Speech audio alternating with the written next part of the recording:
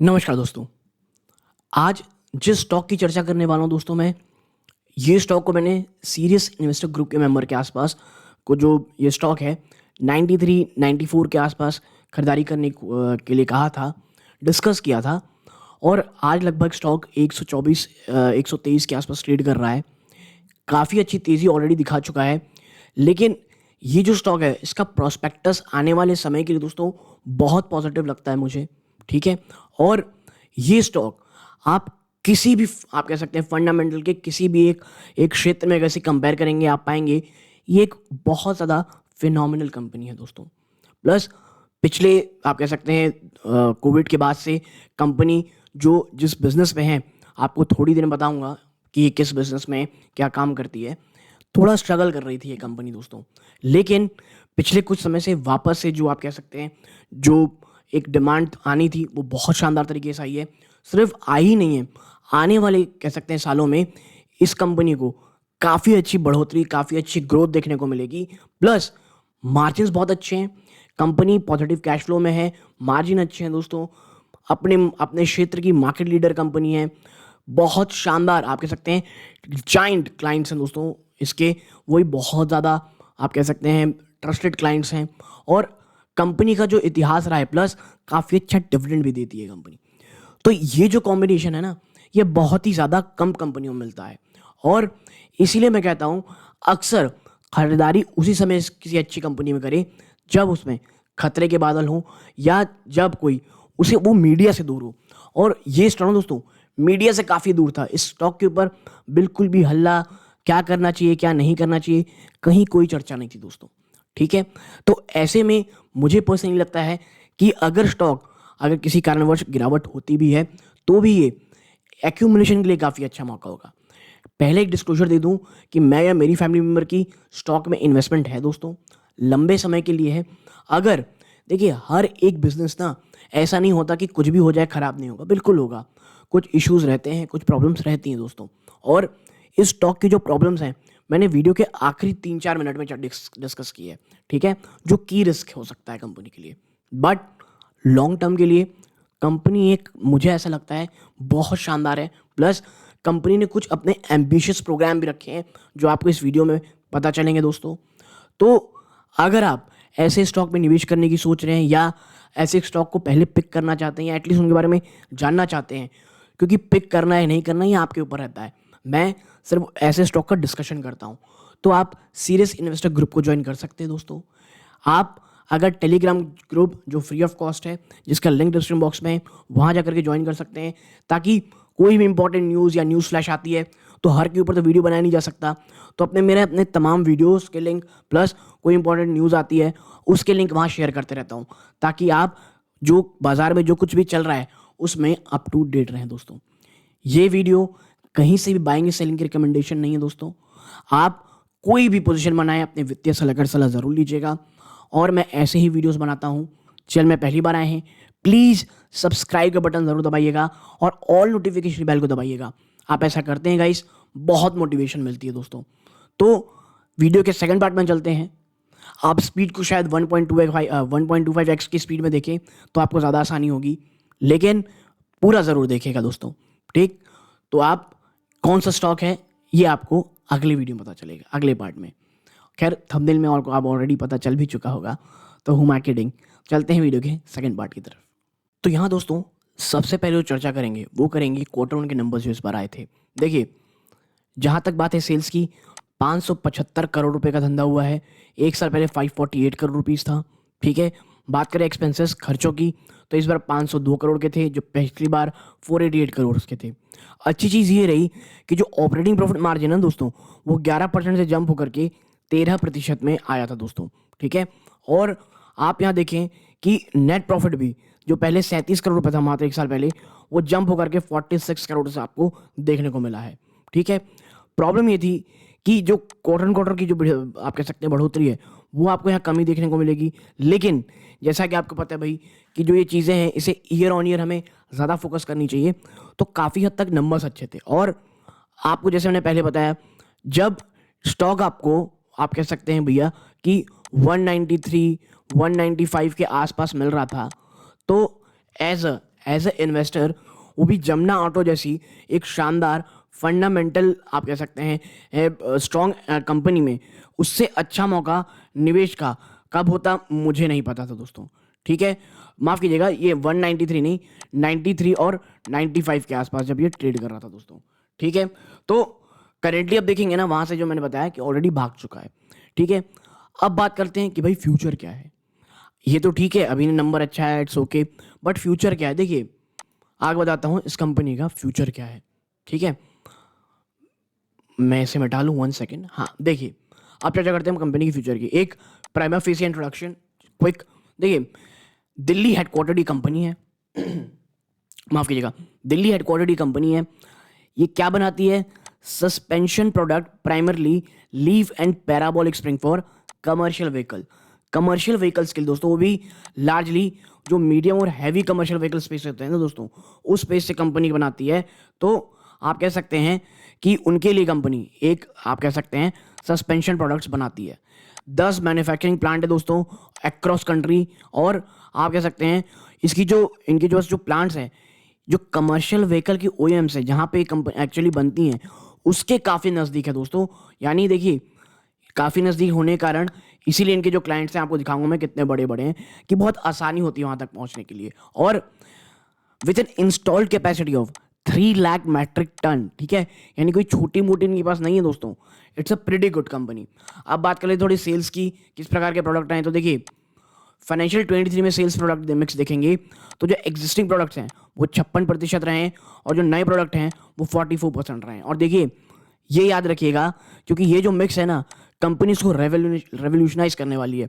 मैं क्यों revolutionise word का यूज़ कर रहा हूँ, थोड़ी देर में आपको बताऊंगा। ठीक है, बात करें प्रोडक्ट मार्केट मिक्स की, तो एग्जिस्टिंग मार्केट से 80% रेवेन्यू, नए मार्केट से 20% रेवेन्यू।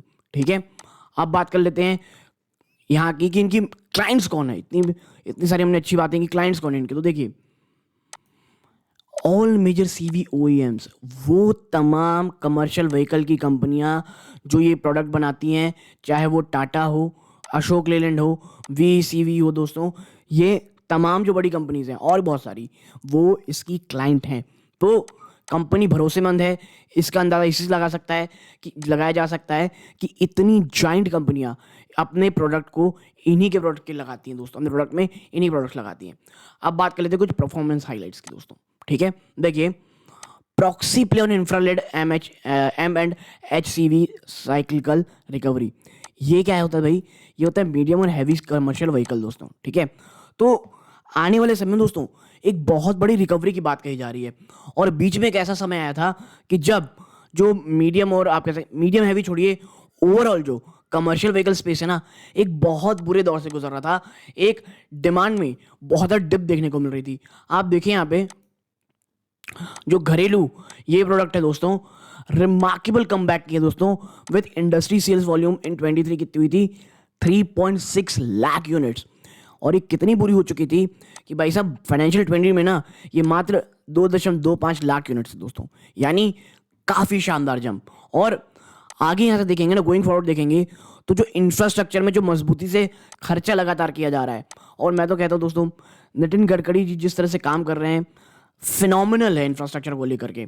ठीक है, और बाय गवर्नमेंट, और जो एक प्राइवेट कैपेक्स में रिवाइवल देखने को मिल रहा है दोस्तों साइकिल में, industry seen surpassing its pre COVID levels. जी हाँ, प्री कोविड के लेवल्स को भी, यानी कोविड से पहले जो स्थिति थी उससे अच्छा काम कर रही company, and recording a new high in financial 24 earning eight 4 lakh units. अब आप समझ जाइए 4 लाख यूनिट की हम बात कर रहे हैं।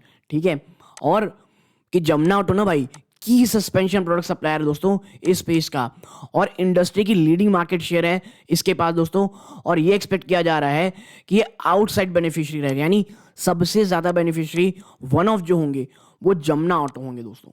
ठीक है, और आप देखें going forward on a high basis we expect Jamuna auto to report sale और CAGR of 15.1% over financial 23-25 earning. ठीक है, यानी यहाँ से 15% ज़्यादा के कैगार से भी कंपनी बढ़ेगी, ऐसी बात कही जा रही है।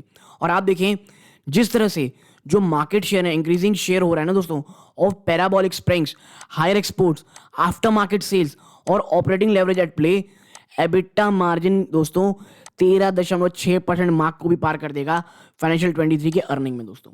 यानी आप समझिए एकदम से स्वीट स्पॉट पे था कंपनी दोस्तों अभी। और देखिए जब मैं ऐसा कहता हूँ स्वीट स्पॉट में ना, तो इसका मतलब ये नहीं होता कि भाई साहब इंडस्ट्री बहुत नीचे चली जाती रहेगी और आपका प्रोडक्ट फिर भी ऊपर नहीं। अगर इंडस्ट्री बढ़ेगी तो जमुना ऑटो बढ़ेगा ही बढ़ेगा दोस्तों, ठीक है। और ये भी यही कह रहे हैं कि जो पैराबोलिक स्प्रिंग है उसकी जो डिमांड है वो लगातार बढ़ती जा रही है। आफ्टर मार्केट सेल बहुत मजबूत है दोस्तों, और जिस तरह की क्वालिटी गारंटी जमुना ऑटो देती है वो अन्य बहुत कम कंपनियां देती हैं, ठीक है। आगे बढ़ते हैं। ये देखिए लक्ष्य 50 XT, ये जो है ना दोस्तों ये कोई लैपटॉप नहीं है। लक्ष्य 50 XT आप देखें, diversification bodies well for growth longevity, एक जो मैंने आपसे पहले बताया था ना कि एक रेवोल्यूशन लाने वाली है, उसी के ऊपर कंपनी काम कर रही है जिसका नाम इन्होंने लक्ष्य 50 XT दिया है, ठीक है। नाम तो बड़ा प्यारा है लेकिन काम क्या है इसका, तो देखिए जो जमुना ऑटो रहा है वो ट्रेडिशनल दोस्तों एक सस्पेंशन प्रोडक्ट सप्लायर रहा है कमर्शियल व्हीकल के लिए ओएम्स इंडिया में, और सेंसिंग द ग्रेटर एक्सपोर्ट और after market opportunity as well, it intend to de-risk its existing CV dependent business. JEI has chalked out an ambitious program. देखिए जब आप ना मात्र एक ही प्रोडक्ट के ऊपर डिपेंडेंट रहते हैं, नो डाउट आप मार्केट शेयर वाइज बहुत मजबूत हैं, आपकी क्वालिटी टॉप नॉच है, सब चीज़ें ठीक है, लेकिन एक रिस्क बना रहता है भाई, अगर कुछ भी अगर प्रॉब्लम हुई इंडस्ट्री में तो हम तो नीचे ही जाएंगे। तो इसी को देखते हुए प्लस एक्सपोर्ट बहुत ज़्यादा हो सकता है, इसको देखते हुए आफ्टर मार्केट अपॉर्चुनिटी को देखते हुए और अपने रिस्क को कम करने के लिए कंपनी ने एम्बिशियस प्रोग्राम बनाया जिसका नाम इन्होंने रखा लक्ष्य 50 XT, जहां पर 50% जो इनका रेवेन्यू दोस्तों ये नए प्रोडक्ट से आने की बात कही जा रही है, ठीक है। 44% आया था इनका फाइनेंशियल 23 में और 40% आया फाइनेंशियल जो Q1 के नंबर आए से। रिसेंटली लॉन्च एग्रीकल्चर इंप्लीमेंट्स, जी हाँ, सस्पेंशन के बाद कंपनी एग्रीकल्चर इंप्लीमेंट्स की ओर भी ध्यान दे रही है और 50% का रेवेन्यू नए मार्केट से आने की बात कही जा रही है। फाइनेंशियल 23 में 20% था, Q1 में 21% हो गया था, और ये कब की बात कह रही है 50% रेवेन्यू फाइनेंशियल 27 की अर्निंग में, वाइल्ड क्लॉक 50% ROCE और 50% dividend pay out in the similar time frame, ठीक है।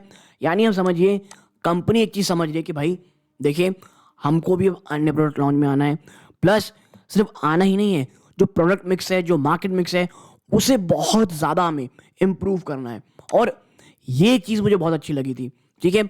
अब भाई बैलेंस शीट के मामले में तो कंपनी किसी से पीछे है नहीं, हेल्दी रिटर्न रेशियो दोस्तों, जिसके पास कैश सरप्लस बहुत ज़्यादा है और मार्जिन ऑफ सेफ्टी बहुत अच्छी है, ठीक है। आप देखें एक highly capital efficient business model दोस्तों कंपनी का, जहां पर 25% के बराबर या ज़्यादा ROC होता है, ठीक है।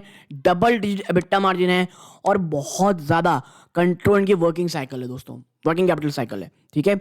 और realises healthy positive cash flow from operations, और बहुत ही शानदार पॉजिटिव कैश फ्लो भी कंपनी का, and has net cash positive thereby providing the high margin safety और positive call on the company, ठीक है। और देखिए इसीलिए मैं कहता हूं कंपनियां तब ना खरीदें जब भागने लग जाएं, कंपनी को हमें तब एक्यूमुलेट करना है, कंपनी को हमें तब खरीदना है जब कोई भी उसके ऊपर ध्यान ना दे रहा हो दोस्तों। और अब आप देखें ऑलरेडी स्टॉक जहां मैंने खरीदारी की थी, जैसे मैंने पहले बताया 20-25% ऑलरेडी भाग चुका है दोस्तों, ठीक है। मैं ये सोच रहा हूँ वापस से कभी गिरावट होती है ना तो वो लॉन्ग टर्म में खरीदारी का बहुत अच्छा मौका होगा, ठीक। लेकिन याद रखिएगा डायरेक्टली प्रोपोर्शनल ये कमर्शियल व्हीकल के डिमांड के ऊपर डिपेंड करता है, और आने वाले थोड़े सालों एटलीस्ट मुझे लगता है 4 से 5 सालों तक तो कुछ भी कमर्शियल व्हीकल की डिमांड में कभी नहीं आने वाली, ये सिर्फ और सिर्फ बढ़ती चले जाने वाली है दोस्तों, ठीक है। तो देखिए इसी के साथ ना रिस्क भी रहते हैं, अगर इकोनॉमिक स्लो डाउन आएगा सीधा असर इस कंपनी में होगा, अगर सरकार की स्पेंडिंग थोड़ी कम होगी किसी कारणवश सीधा असर इसमें आएगा, तो ऐसे बहुत सारे दोस्तों रिस्क फैक्टर भी साथ इन्वॉल्व हैं। और देखिए जिस तरह से एग्रीकल्चर को लेकर के एक नए प्रोडक्ट की ओर कंपनी जा रही है, एग्रीकल्चर में अगर डिमांड कम होती है, अगर एग्रीकल्चर एक्टिविटी कम होती है या कुछ नेगेटिव असर आता है, चाहे वो फ्लड के कारण हो, सूखे के कारण हो, किसी भी कारणवश हो, हमारे किसान भाई बहन अगर प्रॉब्लम में आते हैं तो उसका असर भी आपको यहाँ पर देखने को मिलेगा दोस्तों। तो ऐसा नहीं कोई रिस्क प्रोन एकदम 100% ये आप कह सकते हैं इंसुलेटेड है किसी प्रॉब्लम से, नहीं, इश्यूज हैं, लेकिन भाई वो इश्यूज तो हर एक धंधे में रहेंगे ना। तो ये तमाम चीज़ को देखते हुए जमुना ऑटो मुझे लॉन्ग टर्म के लिए काफ़ी अच्छा लगता है। अगर आप स्टॉक में निवेशित हैं, निवेश की सोच रहे थे, ये वीडियो आपके काफ़ी अच्छी काम आएगी दोस्तों। But please purely education purpose के लिए दोस्तों कोई भी बाइंग और सेलिंग रिकमेंडेशन नहीं है। चैनल में पहली बार आए हैं, प्लीज़ सब्सक्राइब करें। आप ऐसा करेंगे चैनल की ग्रोथ होगी, बहुत मोटिवेशन मिलता है। लाइक ज़रूर कीजिएगा। तो यहाँ तक जुड़े रहे, इस बात का बहुत बहुत धन्यवाद। ये इस वीडियो का अंत है। जय हिंद दोस्तों।